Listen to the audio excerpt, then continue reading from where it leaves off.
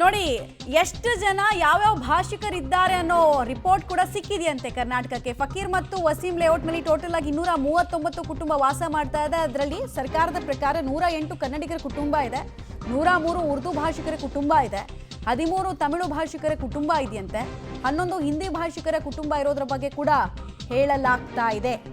ಹಾಗೂ ಮರಾಠಿಯವರು ಅವರ ಕುಟುಂಬದವರು ಒಂದು ಮೂರು ಕುಟುಂಬಗಳು ಇದಾವಂತೆ. ತೆಲುಗು ಭಾಷಿಕರು 3 ಕುಟುಂಬಗಳು ಅಂತ ಹೇಳಲಾಗ್ತಾ ಇದೆ.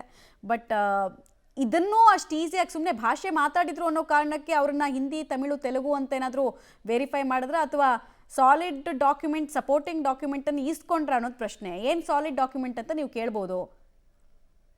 ನೋಡೋಣ, ಡೀಟೇಲ್ಸ್ ಕೊಡ್ತಾರೆ ಮಾದೇಶ್.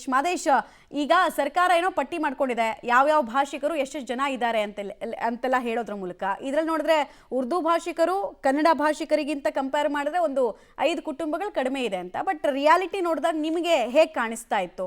ಸರ್ಕಾರದ ಅಂಕಿಅಂಶ ಮತ್ತು ರಿಯಾಲಿಟಿ ಎರಡೂ ಮ್ಯಾಚ್ ಆಗ್ತಾ ಇದೆಯಾ ಅಥವಾ ಮಿಸ್ ಮ್ಯಾಚ್ ಇದೆಯಾ? ಮಮತಾ, ಅಂದರೆ ಈಗ ಕನ್ನಡದವರು ಜಾಸ್ತಿ ಇದ್ದಾರೆ ಅಂತ ಹೇಳ್ತಾ ಇದ್ರು, ಆದರೆ ಅದು ಕಡಿಮೆ ಸಂಖ್ಯೆಯಲ್ಲಿ ಇದೆ ಅನ್ನುವಂಥದ್ದು ನಾವು ನೋಡಿದಂಥ ಸಂದರ್ಭದಲ್ಲಿ, ಅಂದರೆ ನಾವು ಮಾತಾಡಿಸುವಂಥ ಸಂದರ್ಭದಲ್ಲೂ ಕೂಡ ಬಹುತೇಕರಿಗೆ ಕನ್ನಡ ಬರ್ತಿರ್ಲಿಲ್ಲ. ಅಂದರೆ ನಾವು ಕನ್ನಡದವ್ರನ್ನೇ ಹುಡುಕಿ ಮಾತಾಡಿಸುವಂಥ ಪರಿಸ್ಥಿತಿ ಕೂಡ ಇತ್ತು. ಅದರಿಂದಾಗಿ ಈ ಲೆಕ್ಕ ಕರೆಕ್ಟಾ ಅನ್ನುವಂಥದ್ದನ್ನು ಸಚಿವರೇ ಉತ್ತರವನ್ನು ಕೊಡಬೇಕಾಗತ್ತೆ. ಅಂದರೆ ಯಾವ ಮಾನದಂಡದಲ್ಲಿ ಅವರು ಕನ್ನಡಿಗರ ಮನೆಗಳು ಇದು ಉರ್ದು ಮನೆಗಳು ಅಂತ ಇದು ಮಾಡಿದ್ದಾರೆ ಅನ್ನುವಂಥದ್ದೇ ಗೊತ್ತಾಗ್ತಾ ಇಲ್ಲ.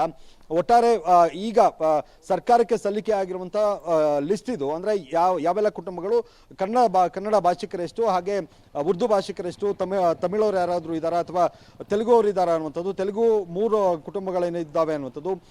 ಆಗ ಹೇಳ್ತಾ ಇರುವಂಥದ್ದು ಆಂಧ್ರದಿಂದ ತುಂಬ ಜನ ವಲಸೆ ಬಂದಿದ್ದಾರೆ, ತುಂಬ ಜನ ಇಲ್ಲಿ ಸ್ಟೇ ಮಾಡ್ತಿದ್ದಾರೆ ಅಂತ. ಆದರೆ ಲೆಕ್ಕ ಕೊಟ್ಟಿರುವಂಥದ್ದು ಕೇವಲ 3 ಮನೆಗಳು ಮಾತ್ರ. ಹಾಗೆ ಮರಾಠಿ ಮಾತನಾಡುವಂಥ ಕುಟುಂಬಗಳು ಕೂಡ ಒಂದು 2-3 ಮನೆಗಳಿದ್ದಾವೆ ಅನ್ನುವಂಥ ಲಿಸ್ಟನ್ನು ಕೊಟ್ಟಿದ್ದಾರೆ. ಇದು ಸರಿಯಾ ತಪ್ಪಾ ಅನ್ನುವಂಥದ್ದು ಈಗ ಪ್ರಶ್ನೆಯಾಗಿ ಕಾಡ್ತಾ ಇರುವಂಥದ್ದು. ಯಾಕಂದರೆ ಇಲ್ಲಿ ತಮಿಳು ಭಾಷಿಕರಾಗಿರ್ಬೋದು ಅಥವಾ ತೆಲುಗು ಭಾಷಿಕರು ತುಂಬ ಜನ ಇದ್ದಾರೆ ಅನ್ನುವಂಥದ್ದು, ಅಂದರೆ ತೆಲುಗು ಭಾಷಿಕರು ಜಾಸ್ತಿ ಇದ್ದಾರೆ ಅನ್ನುವಂಥದ್ದಿತ್ತು.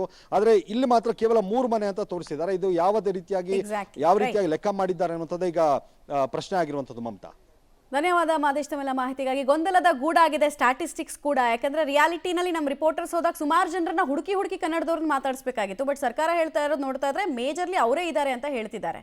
ಸೊ ಸತ್ಯ ಯಾವುದು ಸುಳ್ಳು ಯಾವುದು ಕ್ವೆಶ್ಚನ್ ರಿಮೈನ್ಸ್.